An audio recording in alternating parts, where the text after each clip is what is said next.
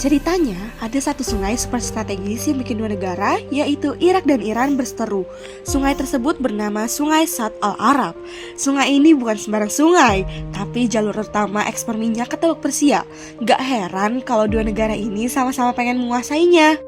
Konflik ini sempat reda lewat perjanjian Algiers 1975, di mana Iran dan Irak sepakat buat membagi wilayah sungai ini secara adil. Tapi keadaan berubah drastis ketika revolusi Islam Iran pada tahun 1978 sampai 1979. Iran yang sebelumnya terbentuk kerajaan berubah menjadi negara Islam Syiah di bawah Ayatullah Khomeini. Masalahnya, Saddam Hussein, pemimpin Irak yang beraliran Sunni, gak suka perkembangan ini. Dia takut revolusi Iran bakal menyebar ke negara-negara Arab lainnya. Ditambah lagi, ada kejadian yang bikin situasi makin panas, yaitu Perdana Menteri Irak, Tariq Aziz hampir kena serangan granat. Irak langsung nuduh Iran sebagai dalang di balik serangan ini. Situasi makin tegang. Pada 4 September 1980, Iran melancarkan serangan ke beberapa wilayah Irak, termasuk instalasi minyak Nefkaneh.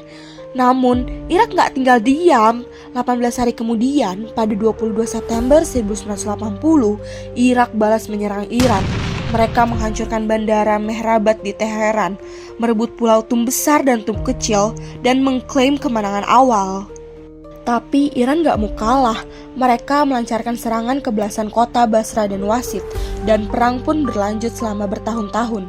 Kedua negara terus saling menyerang, termasuk penghancuran sumber minyak di Norwuz pada April 1983, yang bikin dampaknya meluas ke negara lain seperti Qatar, Kuwait, dan Bahrain.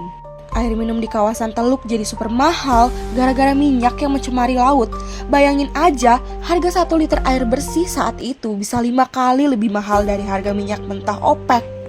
Setelah 8 tahun perang tanpa pemenang, Iran akhirnya menerima resolusi DKPBB nomor 598 pada tahun 1988 yang memerintahkan gencatan senjata. Irak pun mengembalikan sebagian wilayah di Shat al-Arab.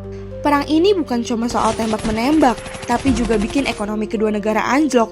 Kerugian finansialnya gila-gilaan, sampai 500 miliar dolar. Korban jiwa sebanyak 200.000 orang tewas, belum lagi infrastruktur yang hancur total dan jutaan orang harus mengungsi. Parahnya, ladang minyak ikut rusak, ekspor lumpuh, dan ekonomi makin terpuruk. Jadi, perang ini bukan cuma soal menang atau kalah, tapi juga soal seberapa besar dampaknya bagi semua orang.